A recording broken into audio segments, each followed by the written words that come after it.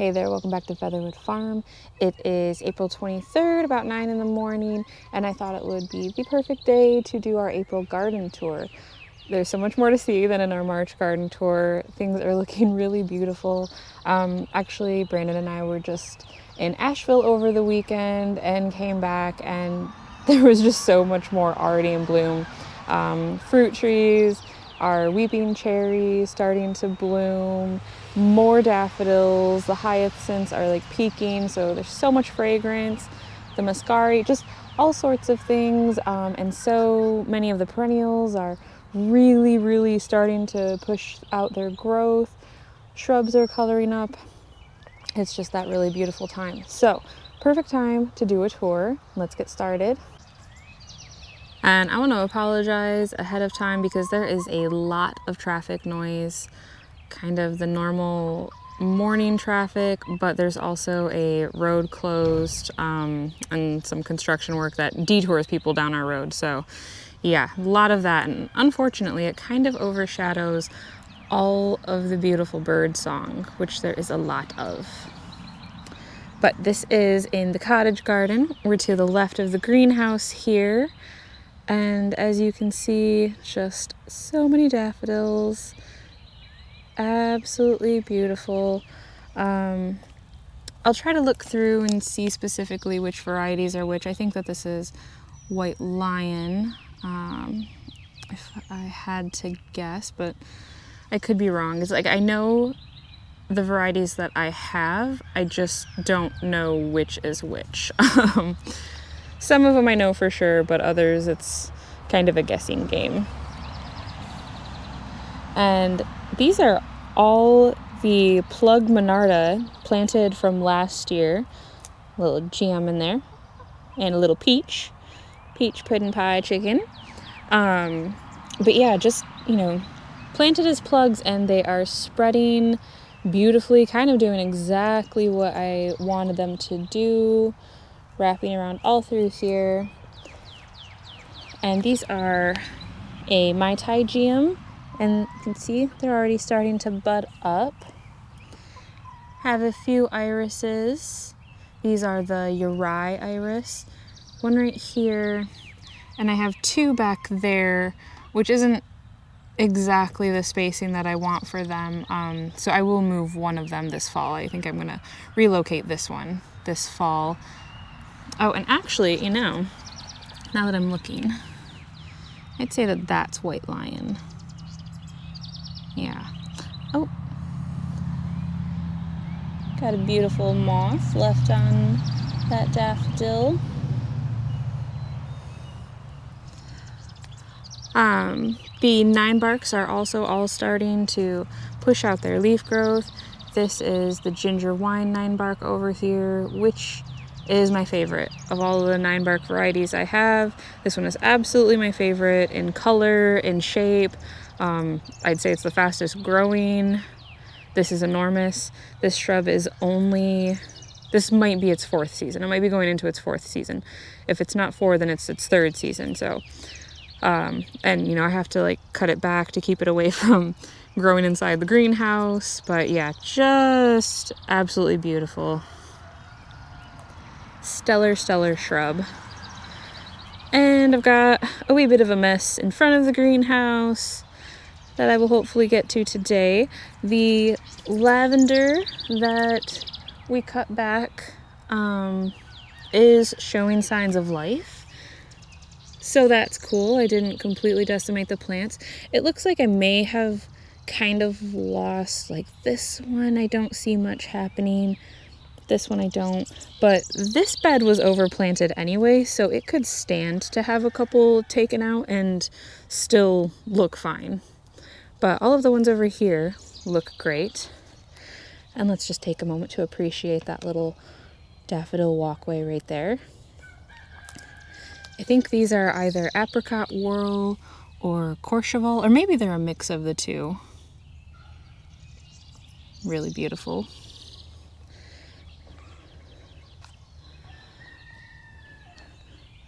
This is the side that needs the attention, but I have pulled up the silage tarp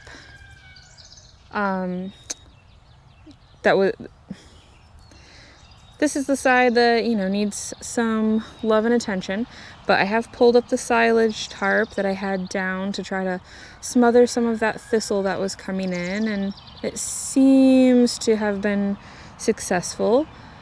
The tulips that are growing in there are the La Belle Époque, and it looks like I am actually going to get a few blooms from them, which should be nice because I can't remember if I actually got any last year or if they were all eaten. I perhaps got a few. I can't quite remember, but and then we have a Wabi Sabi Viburnum. That'll be a minute before we get any blooms from that. This is a seaside hydrangea. There we go. And then down here is a chocolate chip ajuga that I had a handful of plants. Throughout here is a little ground cover, and this was one of those things that the rabbits really hit hard, and you can just see how patchy it looks rather than remaining kind of evergreen as they do in my area. Yeah, it's just this patchy little mess. So I don't know. When I rework this area, I might kind of address that, or maybe I'll see if it can fill in on its own. Not too sure. I do have one peony right here, which came from a mixed bag that I planted a whole bunch of around the property. So excited to see what that may look like. Obviously, that's a very small plant. I only see a few shoots coming out. I don't know what Peach needs. What do you need, sweetie? Yeah, come here. Okay. Yeah, we assume she can't find everybody else. So, we will find them. On the back side of this structure here, the Nellie Moser clematis is doing its thing. I will get some perennials kind of planted down at the bottom here. I'm thinking just something simple, easy care like Nepidas. And that'll cover those roots, which clematis prefer. All right, we're going to take a pause here so I can go take Peach to her people.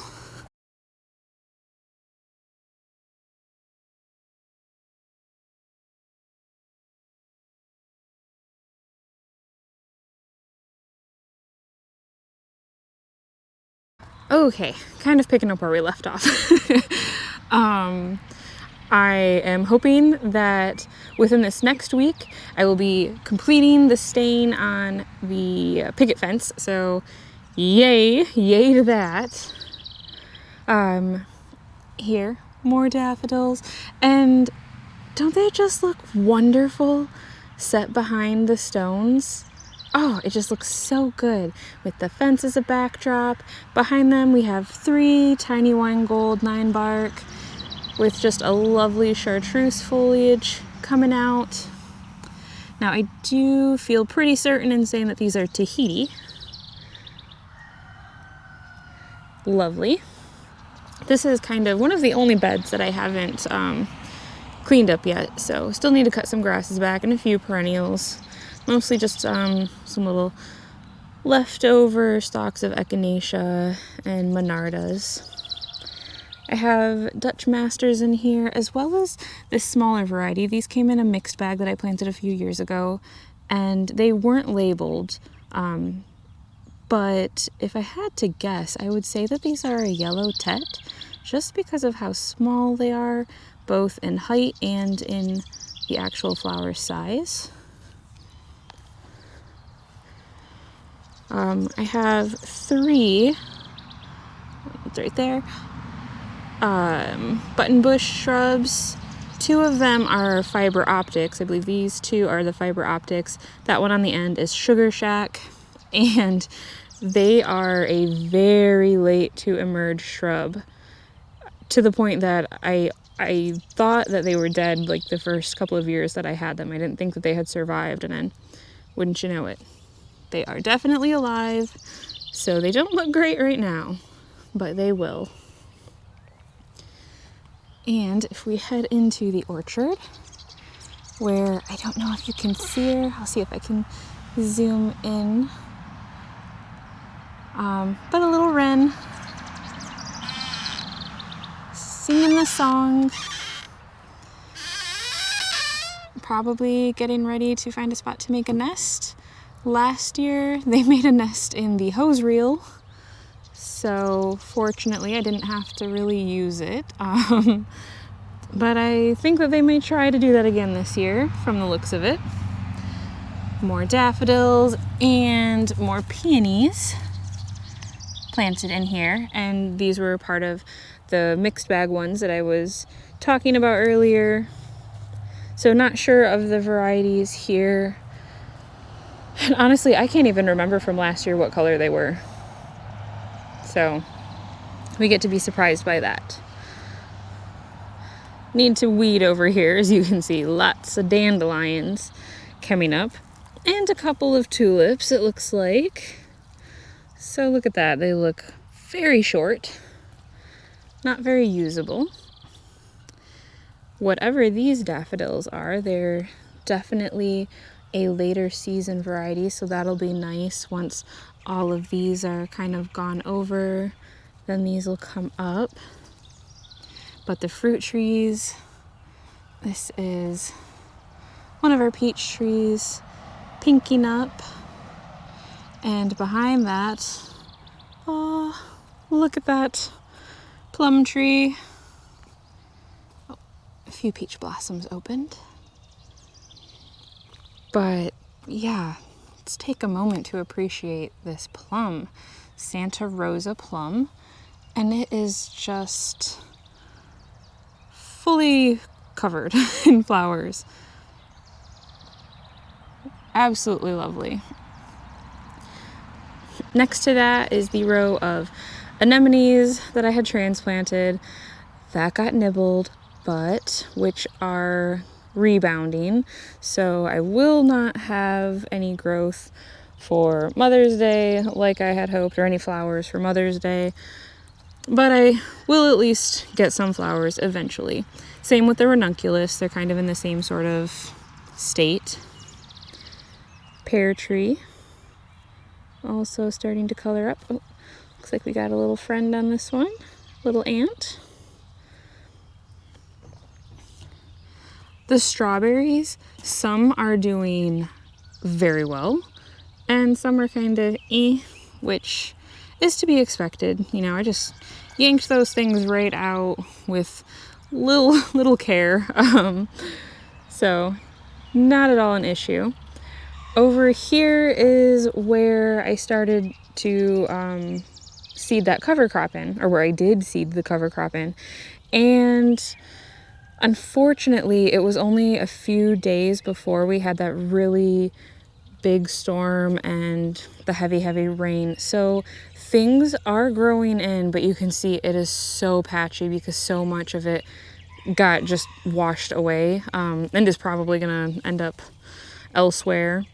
And it looks like the vetch and the oats are doing better than the peas, faring better, because I think the peas were eaten by who knows what. I don't know if it was bunnies, squirrels, birds, a combination of them all. There are obviously still some growing, but that is the least prevalent thing here. So, and the same goes for the other areas where I seeded that as well. And so I think to kind of address the issue, because I did it to, you know, cover the soil, not leave bare soil. I think I'm going to plant this seed that I have that is like a chicken feed seed, and I'll just interplant that or interseed that in these rows, harvest it, feed it to the chickens, the goats, and there we go. The raspberry and blackberry that we transplanted, let's see, are all alive and well. So that makes me happy. We got new shoots down there. New shoots on this one. And this is the one that remained, and my goodness, you can see just how far out the new growth, the new runners are. I mean, all the way out there. So this will be one that definitely I'll have to keep in check, but that's exciting to see nonetheless.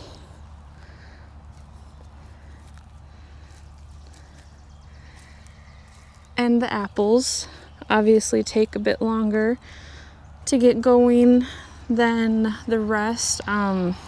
This is Wolf River. This is further behind than any of them. I shouldn't say further behind. It is, the latest season than any of them. But they're all looking good. Starting to get some pink blooms there. All right, one special moment that I'm very excited about is underneath this redbud. And this is just your standard redbud Eastern, no special cultivar or anything, but it is so brimming with blooms. It's gonna burst usually about the first week of May, although this may be a bit early. This may be the end of April, but we'll see. Anyway, beneath that is this kind of circular planting that I did last autumn of white Tet daffodils, which are just so sweet. And they're more of a creamy, pale ivory color. I wouldn't say they're pure white by any means, but nonetheless lovely. And some Mount Hood muscari, called that because the tips are lighter and then it kind of does this gradient effect down deeper into that violet color. So, yep, in a little ring here, and hopefully, they spread a little bit over the years and kind of really fill in densely over here, which would be wonderful. Although the muscari did say that they were deer and rabbit resistant, I found out the hard way that they will in fact eat them. Should have known. Fortunately, when they came through and nibbled on these, the blooms weren't really formed yet, so they really just got the foliage, and the blooms survived and they haven't been back, so really grateful for that. Over here in this little corner, I did plant some things. I don't think I filmed it last fall as well. Just a couple of echinacea. These are hot papaya. I was concerned that they didn't survive. This one did. Another one right there did, but I had 3 and it looks like I just kind of lost that one. So that's a bummer. And then in the front here are more of those geums. So that is gonna look really lovely around this corner. A sedge looking not so lovely. And then this is a little grouping of the white wands Veronica that I had transplanted from the Daydream Garden. I just don't think they were getting as much sun as they would have preferred over there. They were blooming, but they were looking a little leggy, a little stretched. So they should perform much better over here in this full sun area. Behind that, let's see, yes, a superstar spirea. And it'll be a green-leafed, pink flowering variety. But, spireas are second in my book to 9-barks when it comes to their new spring foliage growth. Just such rich colors.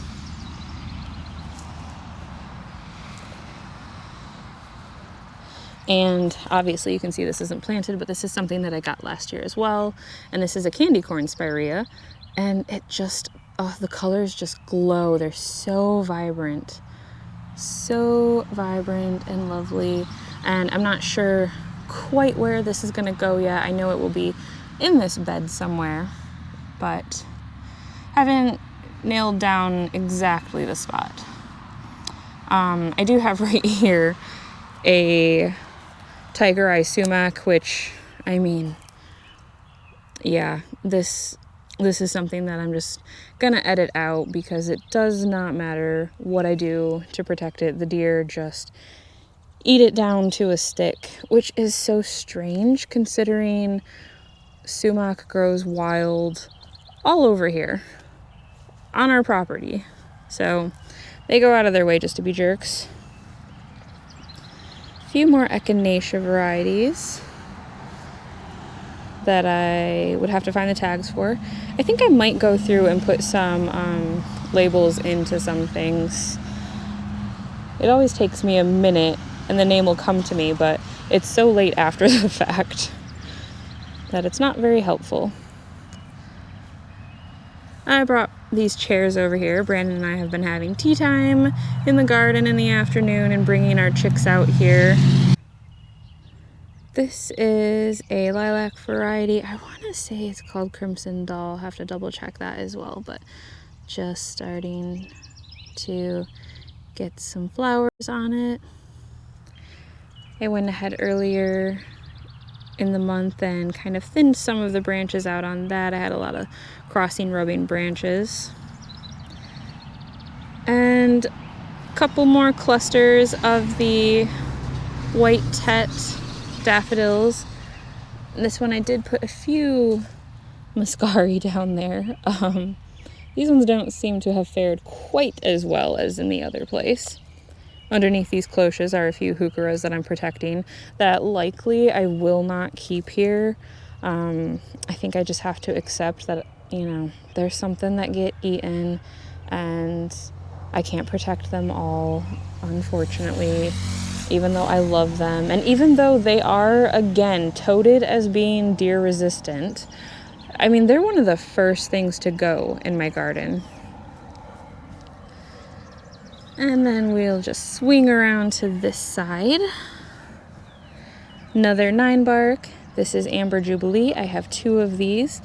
And I mean, need I say anything? Is that not just the loveliest color on those?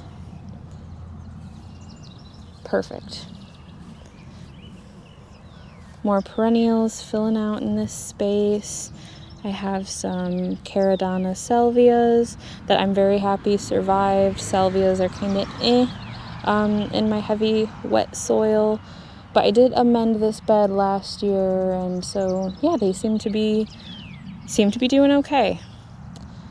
Some Millennium alliums, Shenandoah switchgrass. They are a warm season grass, so they don't look like much right now. This right here is a Yuki cherry blossom deutzia. It's gonna get beautiful light pink blooms. Oh, that doesn't belong there. It does look like I need to come through and prune this a bit. Looks like we had a little bit of branch die off in certain spots, but that's gonna be lovely. I transplanted some daisies from the other side of the garden around here, and oof, they were heaved around. My goodness. So I mean, I'm seeing signs of life, but yeah, might need to address that. But behind them is the spring fling forsythia. I have 2 of these. The other one got hit pretty hard by the deer, so it only has a handful of blooms, but this one, it's pretty clustered. It's fairly clustered, looks pretty good. And the forsythia are another thing. They grow wild all over the place, so it just seems bizarre that the deer even bother eating mine. Oh, this is so funny. This is a hyacinth that I planted maybe when we first moved in, like 7 years ago. I just plunked it in the ground randomly, no thought to it whatsoever, along with tulips, which obviously didn't make it. And look I mean, I planted this tree over top of it, not realizing it was still there, and yeah, there she is. So that just kind of goes to show you that plants really do want to live.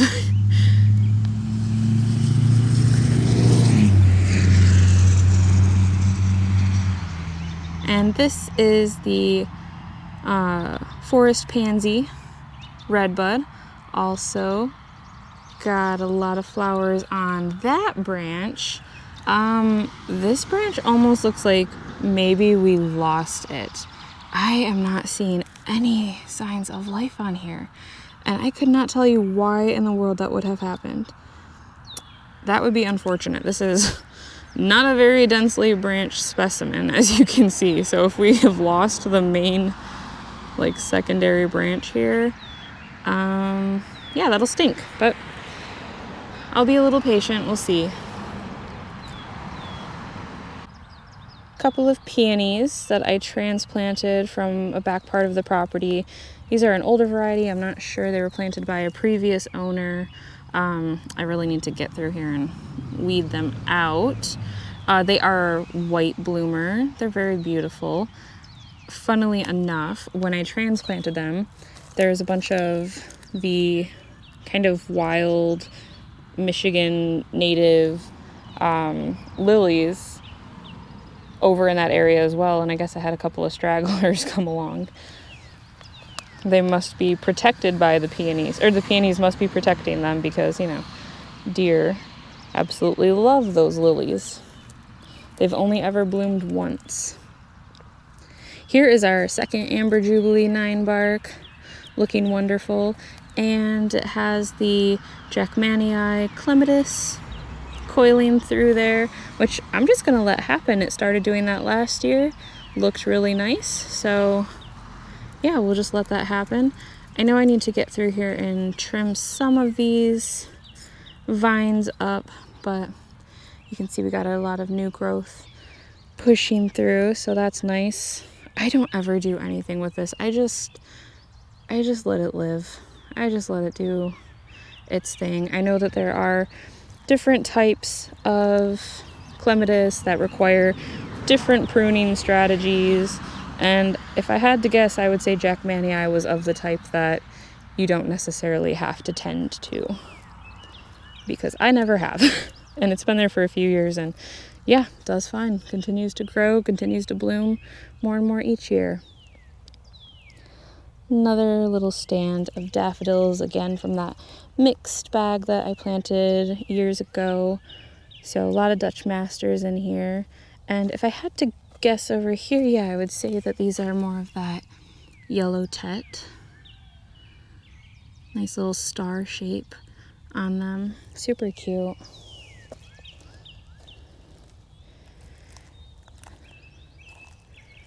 This is the unfortunate second spring fling forsythia. It did have a few more flowers on it, but we got a couple left. But yeah, I mean, doesn't look quite as nice as the other. Under these cloches, I have the boom chocolate geraniums. I will not be keeping them here because the deer loved them, but I wanted to protect them until I was ready to move them. So they are flushing out nicely here, and then we'll find a slightly more protected space for them. And then these are the first spireas I ever planted. They've been here, I want to say 4 years now. The name is evading me, but yeah, they get this just beautiful, vibrant red foliage in the spring. Absolutely lovely. And one of the few things that the deer really don't bother. Occasionally they will, you know, nip on a few branches, but nothing that drastic. Thus the reason I added so many more spireas last year. Okay, and not much to see on this back half, actually. Let's just quickly take a look. This is one of my favorite grasses. This is avalanche feather reed grass, cool season grass, so it's going to put on a lot of its growth before that heat really kicks in. And you can see the variegated leaves, and it gets really lovely plumes, and this stays pretty strictly upright. This doesn't really have an issue with toppling over for the most part. It's a pretty erect variety. Yesterday there were 3 blooms on this magnolia. Looks like 2 of them have already fallen off, even though they barely even opened. But I got 1 left. This is the Royal Star Magnolia, and yeah, it never blooms as much as we would like because of the deer.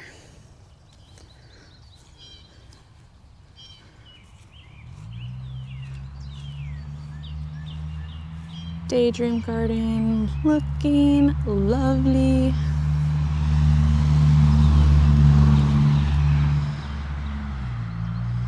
This is a weeping redbud that I think is going into its 4th season. Looks like I have a couple branches I need to trim out here, but just filled again with blooms. I need to build some sort of a support for it. I'm going to go the route that I saw from a Japanese garden at the Meyer Botanical Gardens in Grand Rapids, where they just built this kind of support system that it just rests on, and I'll have it kind of at an angle here versus trying to stake it. I've had it staked for a while, but it is just so heavy that I have to use a T-post, which, you know, doesn't look good. So I don't want to have a T-post in here. And I feel like if I just use some like natural materials to, yeah, just prop it up, because once it leafs out, it is so heavy, it's going to pull it down a little bit more to that side. But we are starting to get some branching on this side and round it out, so that'll be nice.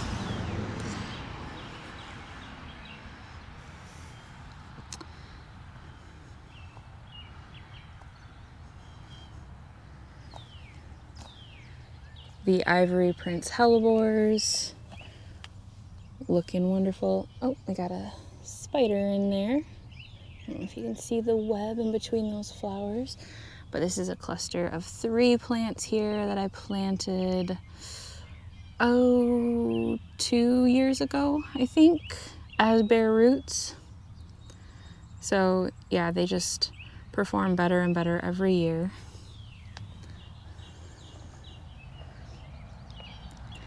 Around the other side here, one perennial that I forgot to cut back, just missed that apparently. This poor hyacinth was trapped under this stone, but I mean, even completely trapped under the stone, it actually flowered underneath there. I just pulled this off yesterday, or the stone off yesterday. I mean, is that not absolutely wild? These darker variety are Jan Voss, and these peachier color are Gypsy Queen. And I planted these the fall before last, and when I ordered them on screen, the colors looked like they would complement one another a little bit better than they do. They actually don't quite work together as well as I would have liked. So I think what I want to do is take out, I don't know if I want to do all the peach or all of the kind of fuchsia color, but I'm going to take out one variety of them after they've flowered and kind of died back, which means I'm going to have to mark them individually, and I'm going to put those in the Daydream garden. Yeah, and I think I'll probably put the peach ones in the Daydream garden, because I am trying to add more peach colored things over there, and then leave this fuchsia here. Anyway, that'll be a fun project. And I think I just need to accept that both over here and in the redbud garden, I can't have paths through here. It just doesn't work. They get covered. This is actually cleared because I cleared it out yesterday. But it doesn't remain that way. So yeah, I think I will be removing these stones and filling it in with plants, accepting that my chickens don't want me to have, walking paths throughout my gardens. And that's okay. Right here we have another Yuki cherry blossom Deutzia, so excited to see that. And very happy because right here is a Weigela, let's see, I can't remember. Oh, bubbly wine that I put in last year. And Weigelas are kind of hit and miss. I have some that survive and some that are just like give up on me. But I got this for a good price, so really happy to see that it's pretty fully leafed out, it looks like. Not much dieback. So that'll look beautiful there. Yes, because here is actually another Weigela, and this is one of those darker varieties, and it looks like that too survived. So yay! Oh, I can't believe I can't remember the name of that one. Anyway.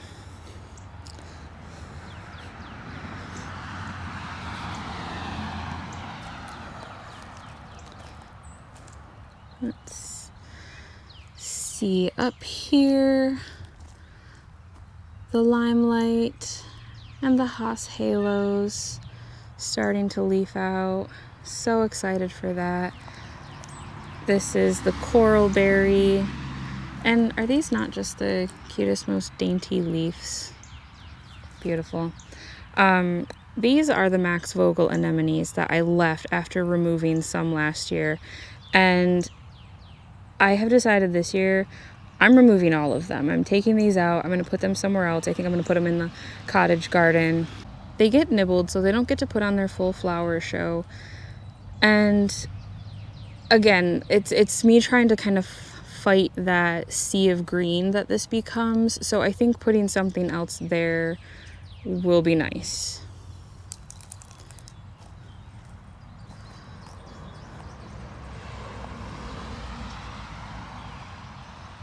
Lemony lace elderberry.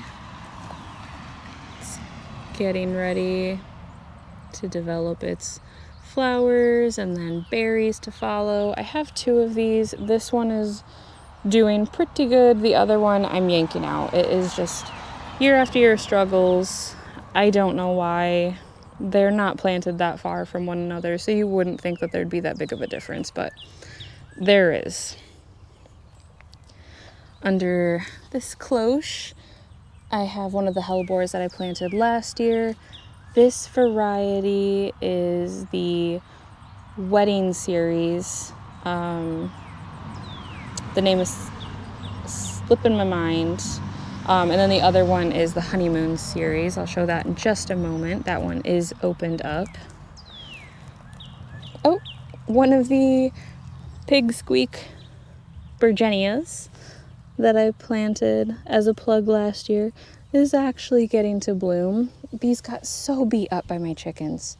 I don't know if it's because their leaves are so thick and stiff. They're almost more succulent-like, that they weren't flexible enough when being, scratched around by the chickens, whereas everything else kind of is able to just I don't know, get kicks to the side and is fine. These just got tattered. But really happy to see that one of them at least gets to bloom. And this variety I'll have to find the tag for. But if I had to guess, I would say that this is also in the Honeymoon Series. And it's got green on the inside of it. And that wine color on the outer edge of the leaves. Just little right now. But just like the Ivory Prince, we'll give it a few years, and I expect there should be lots of growth that we will be seeing. I have to be careful where I'm stepping because things are starting to emerge all over. I think those are the chocolate Shogun Astilbes.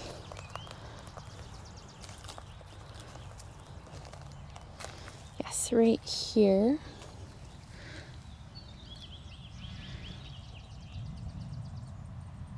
Another one from the Honeymoon Series, and this one is kind of a white on the inside with that same sort of dark striation, that wine color on the outer petals. And these ones tend to face downwards more so, whereas my Ivory Prince are an upward facing one. They're single petaled.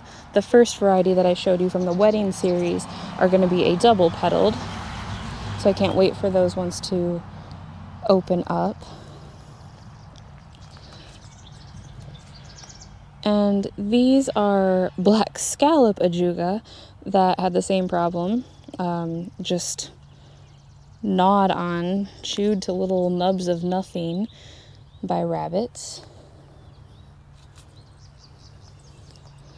And some more heucheras protected under cloches.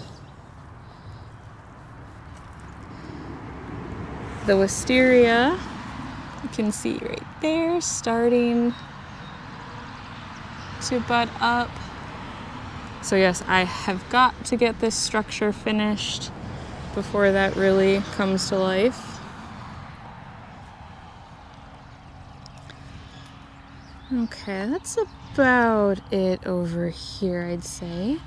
Please ignore all of this mess.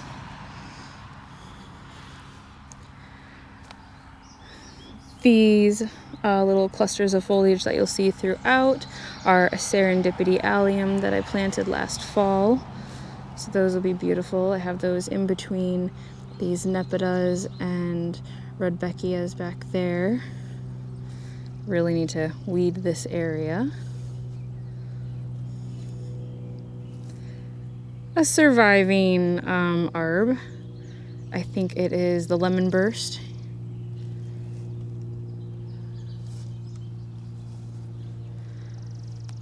And the chicken's main bathing area right there. Just a big old pile of dirt there. And again, another path that doesn't get to be a path. Not a whole lot to see over here yet. These are the Hamlin grasses, I believe they're called. So they're a warm season. They are not doing much yet. Behind that are the hydrangeas that I planted last year. They were small to begin with, so they don't look like much, but should really put on a bunch of growth this season.